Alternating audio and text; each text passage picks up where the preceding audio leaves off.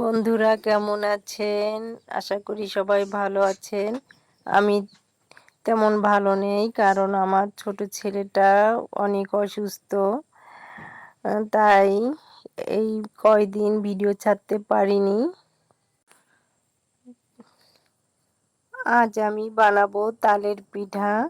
তো দেখেন কিভাবে আমরা তালগুলি গুলিয়ে নিচ্ছি।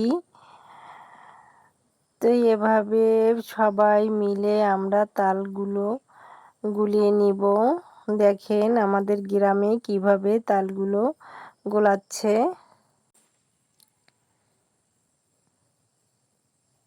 প্রথমে পানি দিয়ে একটু হাতের সাহায্যে গুলিয়ে নিয়ে তারপরে চালুনি দিয়ে ঘষে ঘষে বাকি তালটা বের করে নিচ্ছে।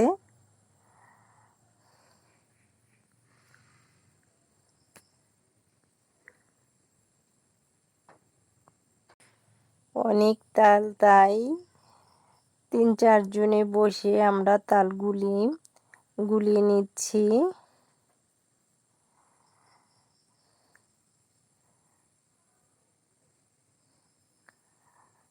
তো বন্ধুরা, আমার ভিডিও যারা দেখা শুরু করবেন তারা অবশ্যই একটা লাইক দিয়ে দেখা শুরু করবেন। তো তালগুলি ছিলিয়ে এভাবে গুলিয়ে নিলাম। তো দেখেন অনেকটা তাল হয়েছে।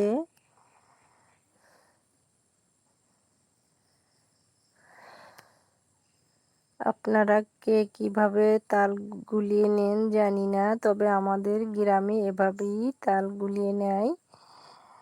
তো এবারে সবগুলো আমরা একটা পাতিলে ঢেলে নিচ্ছি।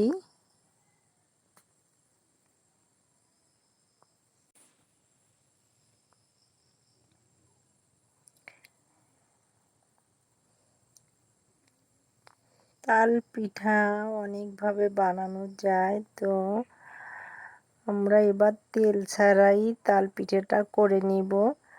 তো দেখেন তালগুলো গোলানো হয়ে গেছে, এবারে চালনির সাহায্যে ছেঁকে নিচ্ছে, কারণ এর মধ্যে তালের আঁশগুলোই থেকে যায়। তাই এভাবে ছেঁকে নিলে একটু আঁশ থাকবে না।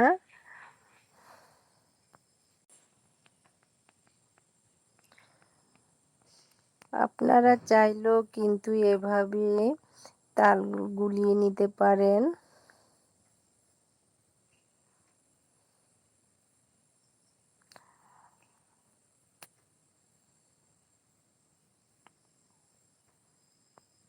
বন্ধুরা, যারা এখনো আমার চ্যানেলটি সাবস্ক্রাইব করেন নাই তারা সাবস্ক্রাইব করে আমার পাশে থাকার অনুরোধ রইল।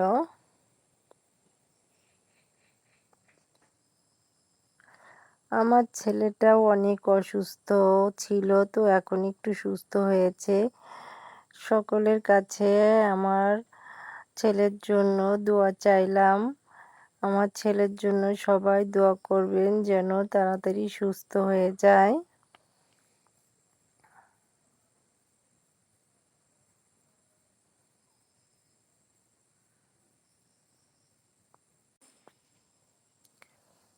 দেখেন ছাকার পরে অনেকটা আঁশ বের হয়েছে। তো না ছাকলে এগুলি থেকে যেত, তাই ছেঁকে নিয়ে দেখেন অনেকগুলি তাল হয়েছে। এবার শুরু করব আমার পিঠার রেসিপি। প্রথমে কড়াইয়ে আমি চাউলের গুঁড়ো ভেজে নিব।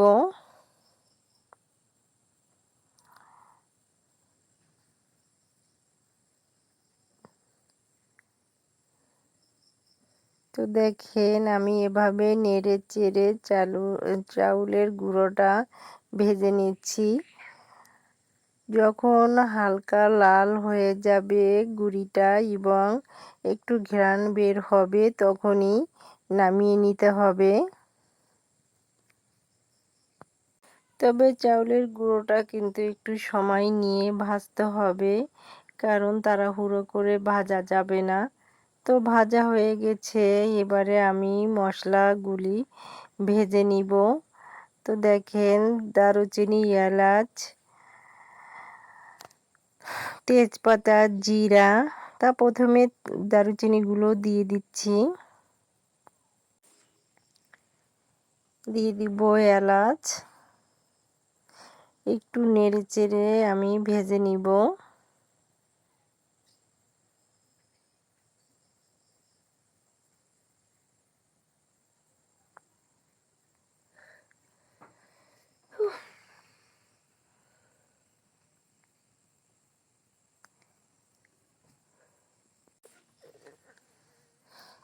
এবারে দিয়ে দিব তেজপাতা। তেজপাতাগুলি আমি ছোট ছোট করে ছিঁড়ে নিয়েছি। তো দিয়ে দিব জিরা। এবারে আমি একসাথে ভালো করে মুচমুচে করে ভেজে নিব।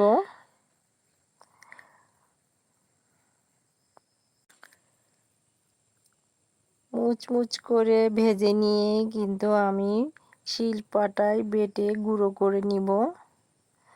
তো এবারে আমি চালের গুঁড়োগুলো দিয়ে দিব, একটু হাতের গুঁড়ি রাখার জন্য একটু উঠিয়ে রাখলাম। তো এবারে আমি তাল দিয়ে দিব।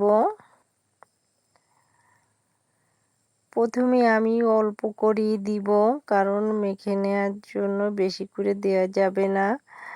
তো এবারে দিয়ে দিব নারকেল কোড়া, দিয়ে দিব পরিমাণ মতো চিনি।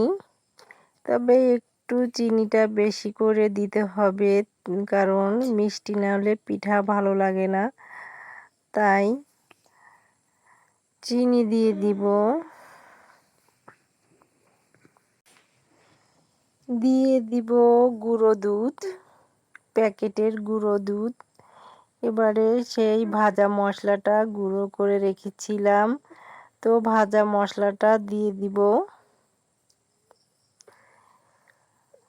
দিয়ে দিব স্বাদ মতো লবণ,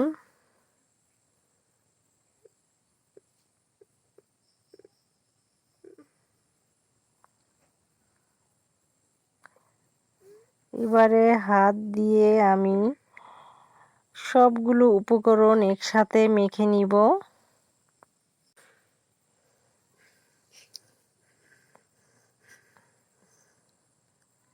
ভাবে হাতের সাহায্যে আমি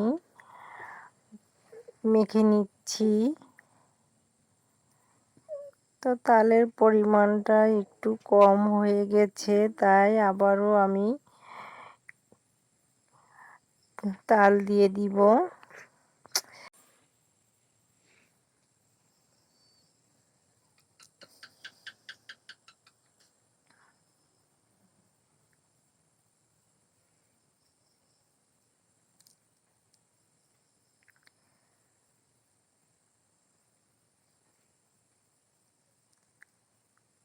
ভালো করে মেখে নিতে হবে।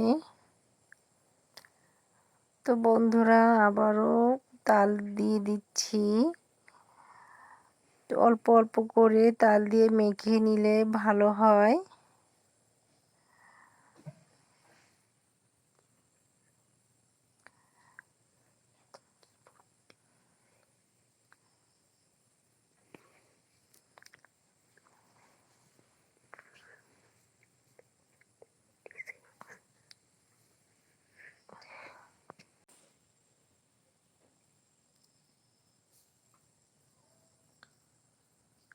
তো বন্ধুরা,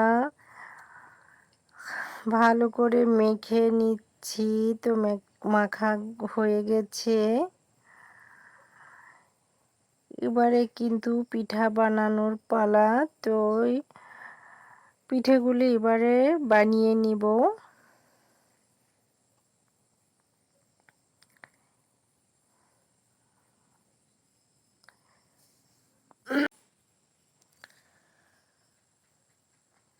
তো পিঠা বানানোর পিঠে সামান্য পরিমাণ গুঁড়ি দিয়ে আমি হাতের সাহায্যে ছড়াগুলো বানিয়ে নিয়ে পিঠেগুলি এভাবে হাতের সাহায্যে বানিয়ে নিব।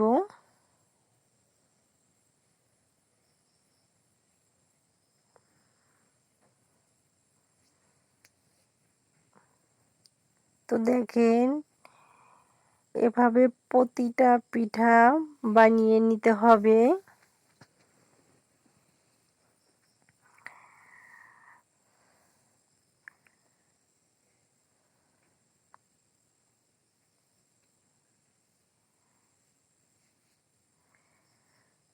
অনেক সুন্দর হচ্ছে পিঠাগুলি এবং দেখতেও কি সুন্দর লাগতেছে।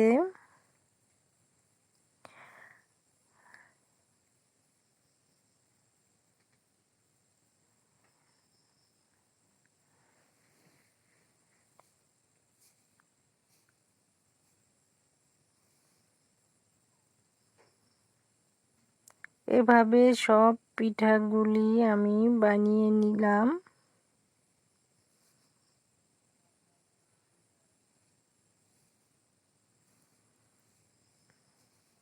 মাশাআল্লাহ অনেক সুন্দর হয়েছে পিঠাগুলি।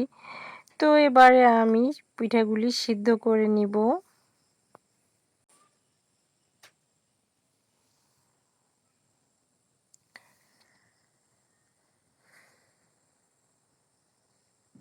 তো এভাবে আমি পিঠেগুলি দিয়ে দিব, দিয়ে ঢেকে দিব।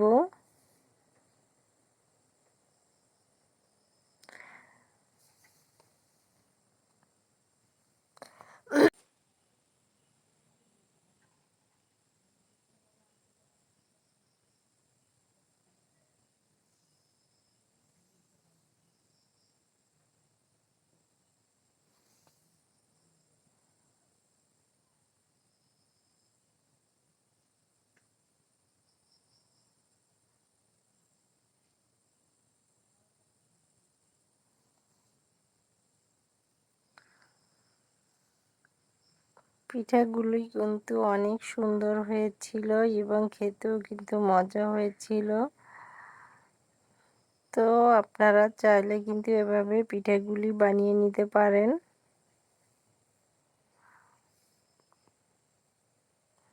এবারে ঢেকে দিয়ে সিদ্ধ করে নিতে হবে। সিদ্ধ হয়ে গেছে, এবারে পিঠাগুলি আমি উঠিয়ে নিচ্ছি।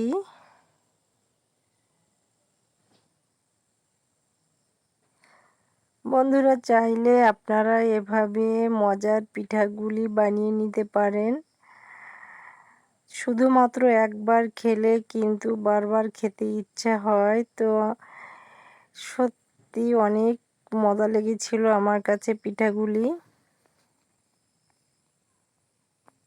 এভাবে পিঠা, তালের পিঠার স্বাদই আলাদা।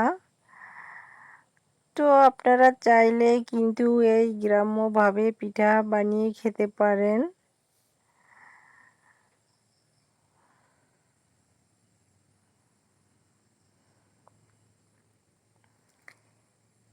এই তালের পিঠা বরিশালের ঐতিহ্য পিঠা। তো দেখেন অনেক সুন্দর করে পিঠাগুলি কিন্তু আমার ভাবি বানিয়েছে। আমার বড় ভাবির অনেক গুণ, অনেক মজা হয় তার হাতের পিঠা।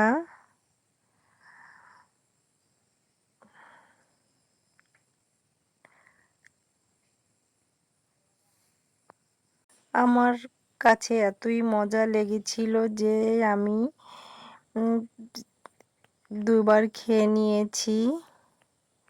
আরও খেতে ইচ্ছে করছিল কিন্তু সবাইকে দিয়ে খাওয়া হয়েছে বলে পিঠা ছিল না, তাই খেতে পারিনি। তো আবারও আশা আছে বানিয়ে খাবো। তো আপনাদের কেমন লাগলো আমার পিঠার রেসিপি অবশ্যই কমেন্ট করে জানাবেন।